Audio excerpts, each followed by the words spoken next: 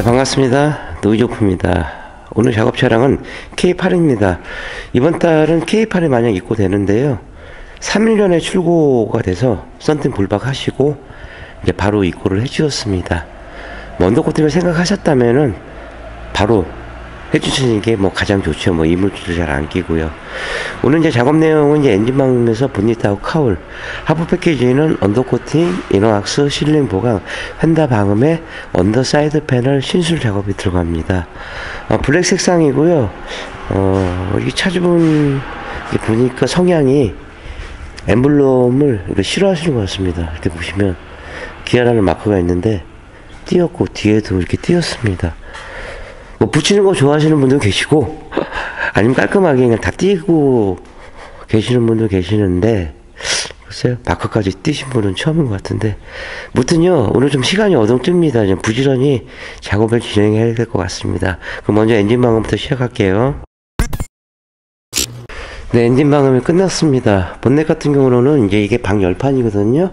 지금은 거의 방열판이 다 있는데 모닝, 스파크, 스타리아 이런 차량들은 방열판이 없습니다. 스타리아도 라운지 모델만 들어가 있는데 방열판 같은 경우는 옵션하고 상관없이 껴줘야 되는 건데 이런 거는 이제 원가 절감 한다는 거는 좀 개인적으로 이해는 안 되고요.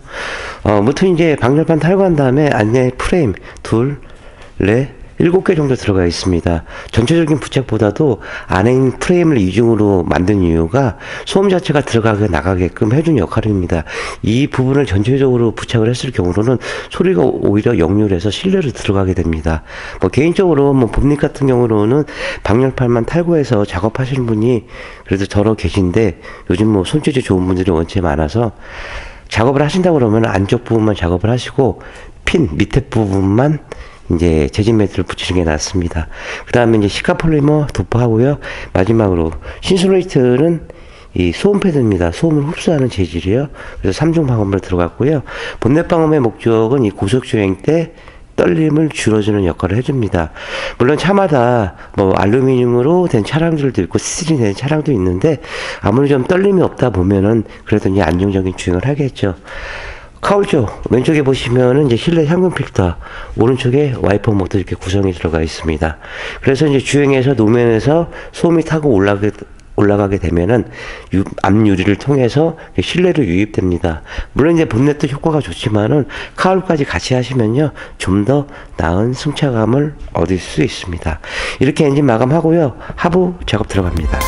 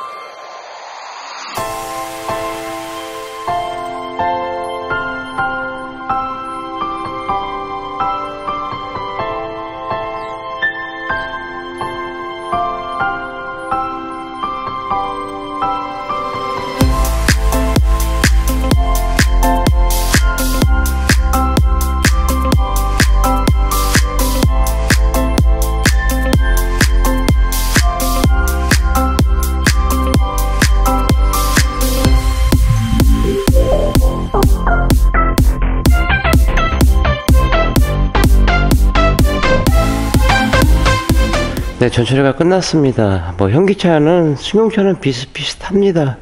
구조도 비슷하고 하나 더 달려있고 덜 달려있고 신차로 입고됐기 때문에 가볍게 알코올 탈취하고요. 다음에 녹전환, 방정처리, 정비에 전혀 지장 없게끔 이렇게 준비 작업을 했습니다. 오늘도 이제 몇 통화 전화를 받았는데 아마 제가 이 업을 종사하는 한 뭐 똑같은 얘기는 계속 할 겁니다. 전기차, 하이브리드, 언더코팅 하면 AS 안 해주는데요. 그러니까 모든 차에 포함이 됩니다. 각 차에는 뭐 센서, 뭐 커넥터 부분, 배터리 부분, 정비를 할 수 있는 부분들이 많습니다. 이런 부분들을 다 마스킹을 하고 작업을 하면 전혀 상관이 없는데, 그냥 딜러들은 그러죠. 그런 차들은 이제 언더코팅 하면 AS 안 해줘요 그러는데, 글쎄요. 이렇게 마스킹을 하는 이유는 어떻게 뭐 보여지기식 퍼포먼스가 아니고, 뭐 작업자인 제가 편히 작업을 할 수 있는 이유도 있고, 또 차주분이 마음 놓고 운행하시라고 다소 시간이 걸리더라도 이러한 전처리 과정을 하고 있는 겁니다. 머플러 나가는 부분, 실링 모자랐던 부분들 이렇게 보강 작업을 해드렸고요. 또 사이드 엣지 부분은 녹이 취약합니다. 이제 이런 부분까지도 밑 작업을 했고요. 메인 프레임 자체에서도 보시면은 너클하고 노멀만 알루미늄 되어 있지만 볼트는 스틸로 들어가 있습니다. 나중에 이제 이런 부분들도 백화 현상이 나오기 때문에 이 주의까지도 도포를 해드릴 겁니다. 전형적인 3세대 플랫폼으로 되어 있고, 또 정비에 전혀 지장 없게끔 이 안에 이제 고무 부시들도 다 자리 잡고 있거든요. 링크하고 스크루하고 이 암하고 같이 이렇게 움직입니다. 이제 이런 데 도포하게 되면은 나중에 이제 뭐 잡소리가 날 수 있는 부분들이 있기 때문에, 물론 이제 도포하는 곳도 있기는 합니다. 그럼 업체마다 뭐 같은 자재를 쓰더라도 조금씩은 차이가 있으니까요. 뭐 그런 부분들 참고하시고 또 업체 작업 의뢰하시면은 될 것 같습니다. 이렇게 전처리 끝났고요. 폴리머 도포하고 건조되는 동안에 트라스 커버 쪽 이쪽 언더사이드 패널 신술 작업 들어가도록 하겠습니다. 폴리머 도포합니다.